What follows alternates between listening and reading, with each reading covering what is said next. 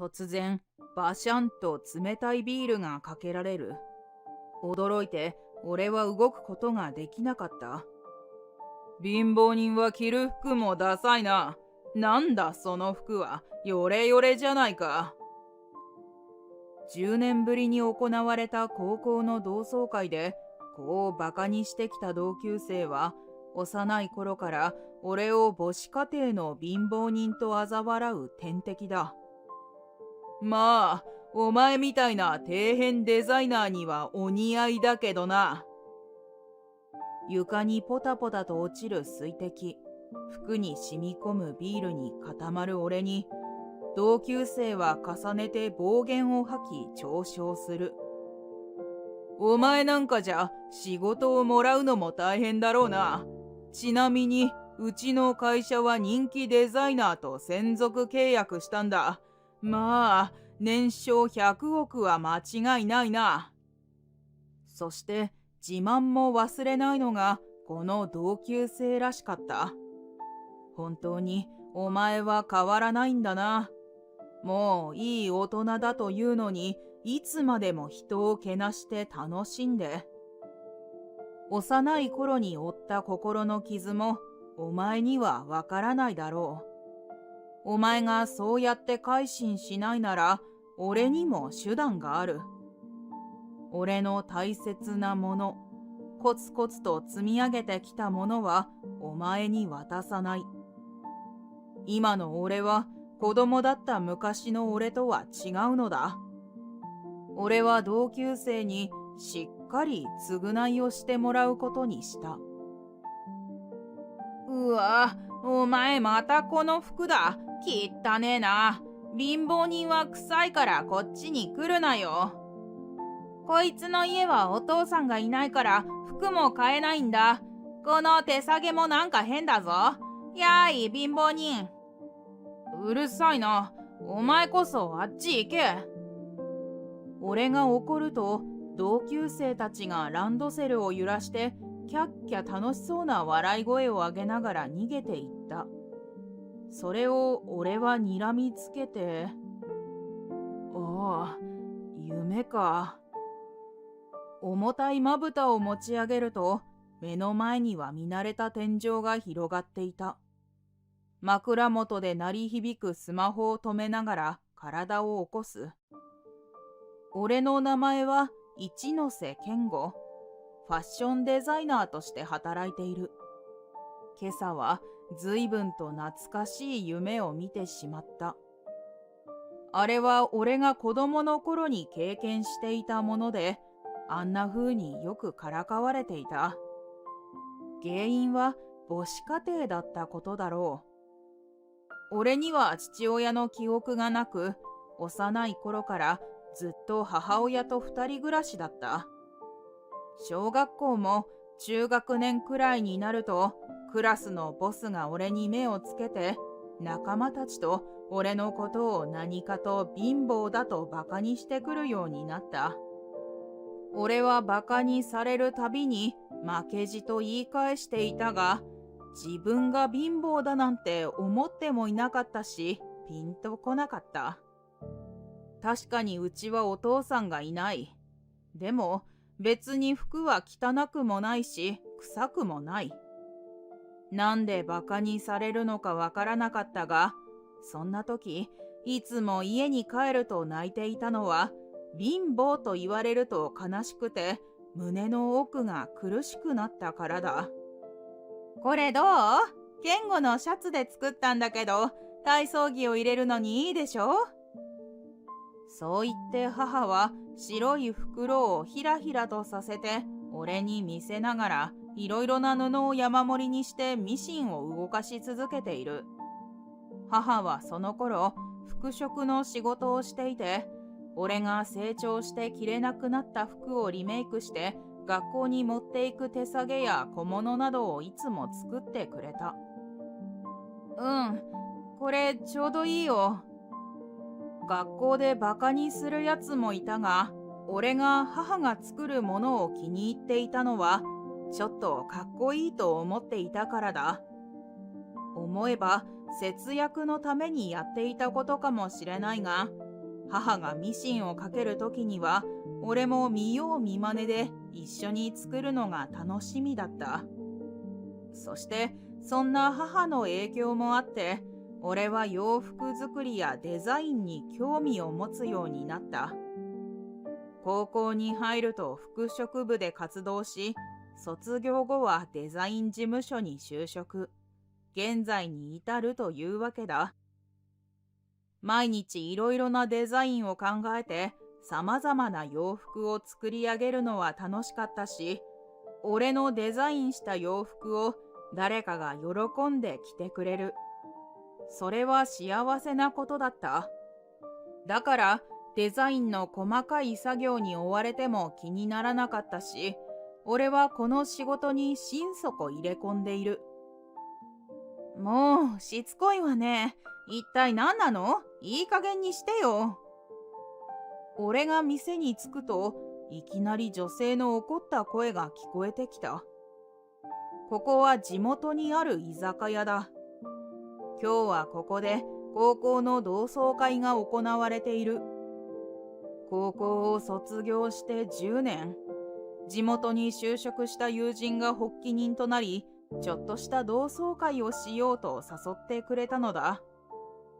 俺はちょっとだけ悩んだが参加を決めた。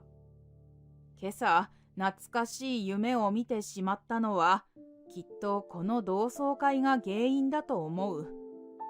まあ、それはさておき。俺は声の方へ目を向ける。まなみ、いいじゃん。俺と飲もうよ。一人の男性が女性の横に座り込み、肩を寄せてしつこく絡んでいる。先ほど怒った声を出していたのはこの女性で、高校の服飾部でいつも一緒に活動していた春山まなみさんだ。そして、うざがらみしている男性が深田。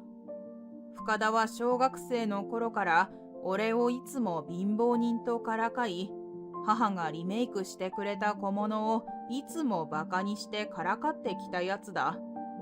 中学に入った頃には俺も要領を得て、できるだけ深田に近づかないようにして、何か言われても無視していたら、あまり嫌がらせもなくなっていった。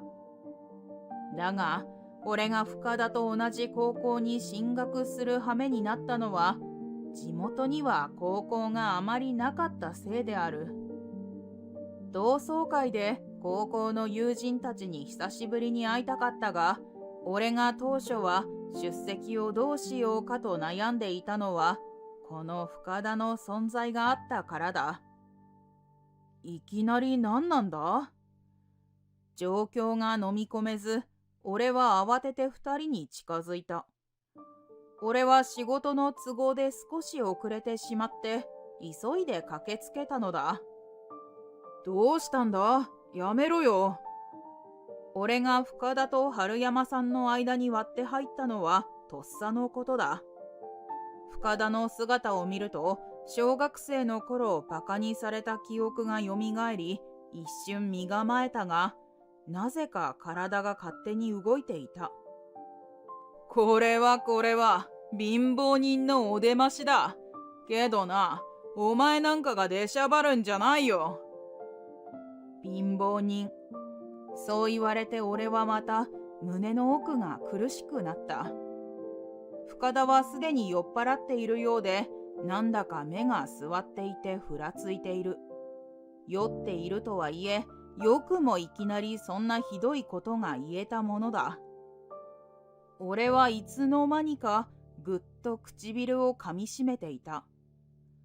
この男は良心なんてものは持っていないのだろう。春山さん、こっちの席が空いているよ。ありがとう、一ノ瀬くん。深田くんがうるさいから困っていたのよ。俺が呆れたように目で合図をすると、春山さんも苦笑しながら席を移した。ふん、かっこつけやがって。貧乏人が来ると思わないから、お前の席なんかないぞ。お前飲みすぎじゃないか？少し静かにしろよ。そう言って俺はできるだけ深田から離れた隅の空いている席に座った。深田に会ったら無視を決め込むはずだったというのに、早速予定が狂ってしまった。とはいえ、困っている春山さんを無視することはできなかったので仕方がない。おい、俺に言い返すとはいい度胸だな。一方、深田はいいきっかけをつかんだとでも思ったのだろう。ビールの入ったグラス片手に立ち上がると、千鳥足で近づいてきて、せっかく離れた席に座ったというのに、俺の隣へドカッと腰を下ろした。貧乏人のお前が俺に意見するなんて間違いなんだよ。なんだよ、それ誰が決めたんだよ。もちろん、俺に決まってるだろ。深田は自分の言ったことに受けて、ギャハハと笑い声を上げる。そして、ひとしきり笑った後、顔を近づけて俺のシャツをじろじろと舐め回すように見てきた。それにしても、貧乏人は着る服もダサいな。なんだよ、その服は。ヨレヨレじゃないか。ヨレヨレって、そんなことはないと思うけど。いや、ヨレヨレでダサダサだぞ。ほんと、そういうところはガキの頃から変わらねえな。同窓会くらいいい服着てこいよ。そう言うと、深田が見せびらかすように胸を張る。俺は今、有名アパレルメーカーの本社勤めなんだ。で、俺が着てる服はうちのメーカーのもので、すべて高級ブランドだ。まあ、所詮、お前みたいな貧乏人には手が出ない品物だろうけどな。ああ、そうかい。そりゃすごい。深田の自慢にイライラさせられたが、それをなんとか押し殺して短く返す。そんな俺の淡白な反応が面白くなかったのか、深田は少し不機嫌そうに口を曲げたが、すぐに何かを思い出したようににやりと笑った。ところでお前、今何しているんだ？どうせ貧乏人はろくでもない仕事だろうな。ああ、俺は今、ファッションデザイナーをしているんだ。はあ？お前みたいなダサいやつがファッションデザイナーかよ。笑わせるな。お前みたいなやつがデザインした服なんて誰が着たいんだよ。そう言って深田は愉快そうに笑う。デザイナーといえばよ、うちの会社は今度人気デザイナーと専属契約したんだ。お前みたいなダサダサデザイナーと違って人気デザイナーな。まあ、これで年商100億は間違いないだろうな。すごいだろう？それはよかったな。まあ、お互い頑張ろう。別に深田がすごいわけではないと思うのだが、そんなことを言っても深田はどうせ俺の言うことなどまともに聞くことはないだろう。酔いが回っている深田を相手にしても、俺自身の苛立ちが増幅するだけで仕方がないので、受け流そうとするも、深田はなおも絡んでくる。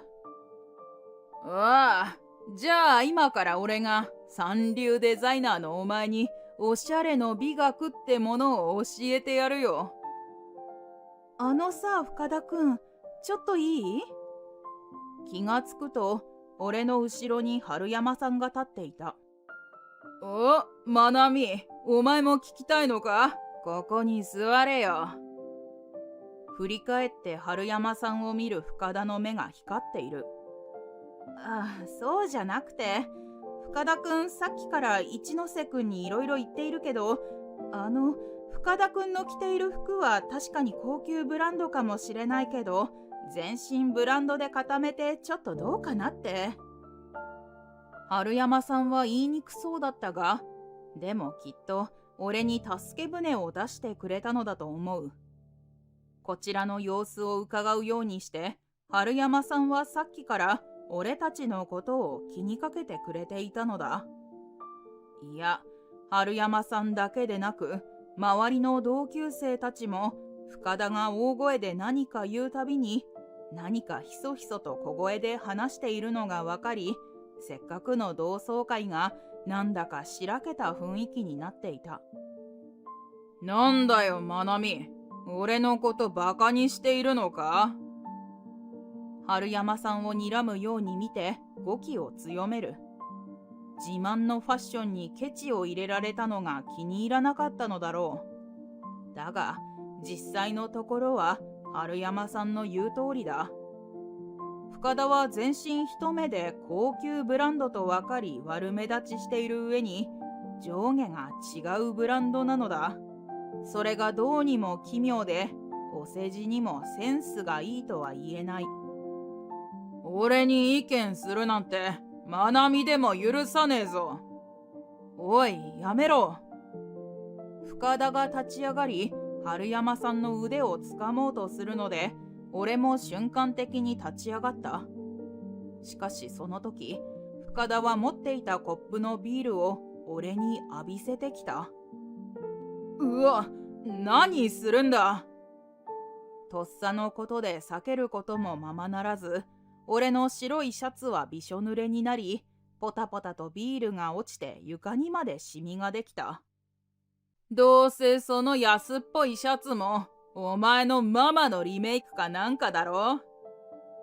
そう言ってニヤニヤと俺を見下したように笑う深田は、もうろれつが回っていなくて、その後何やらわけのわからないことを言って大声で騒ぎ出した。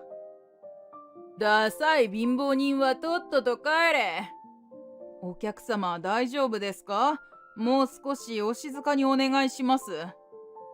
深田、飲みすぎだよ。おい、ちょっと手伝ってくれよ。すでにかなり酔っていた深田は手がつけられなくなり、店員や同級生たちに取り押さえられ、外に連れ出されてしまった。一ノ瀬くん、大丈夫？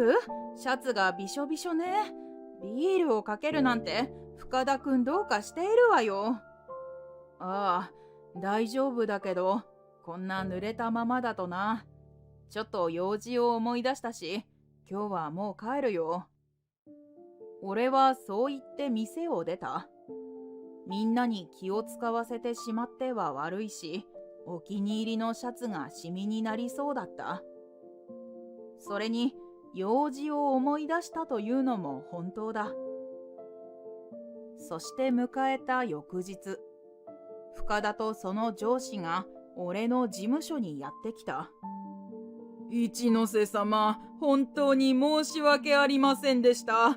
こうして深田も反省していますし、なんとか考え直していただけませんか。深田の上司はそう言って深々と頭を下げたが、深田は無然としてただ突っ立っているだけだ。一ノ瀬様のような人気デザイナーは他におりません。何とぞ。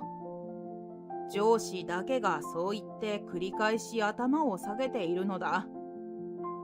実は深田が言っていた専属契約をした人気デザイナーというのは俺のことで、昨日同窓会の店を出た後、契約解消を申し入れていた。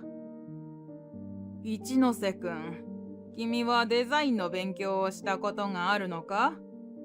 いいえ。ああ、子供の頃、母と小物をミシンで作ったりしていました。そうなのか。君はファッションデザインのセンスがあるから、本格的に勉強してみないか。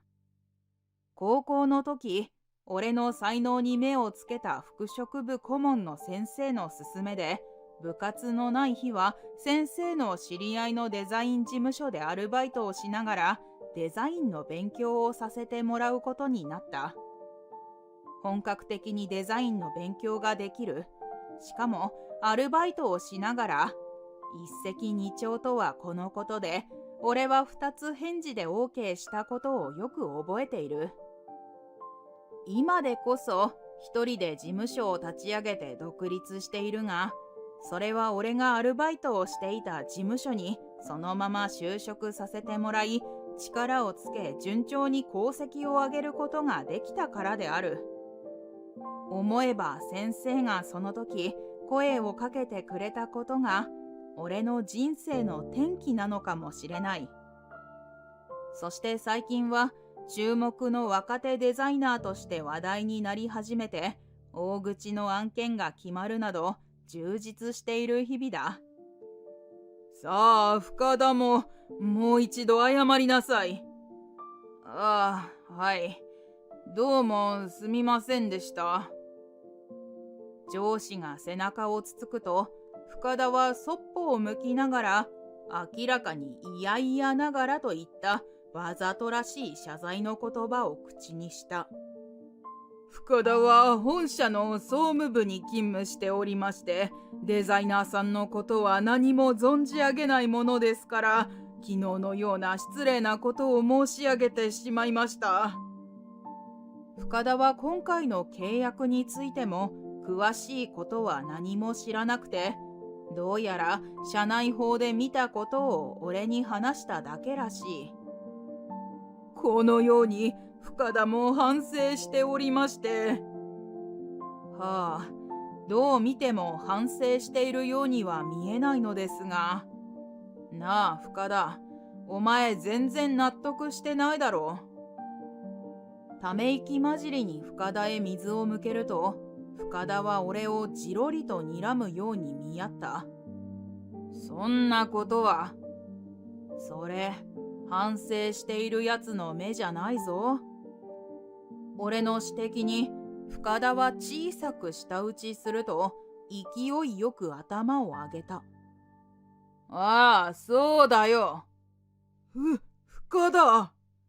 こいつが人気デザイナーというのは何かの間違いだ。子供の頃は貧乏でいつも汚い服を着ていたし、同窓会の時もおかしなヨレヨレのシャツだったじゃないか。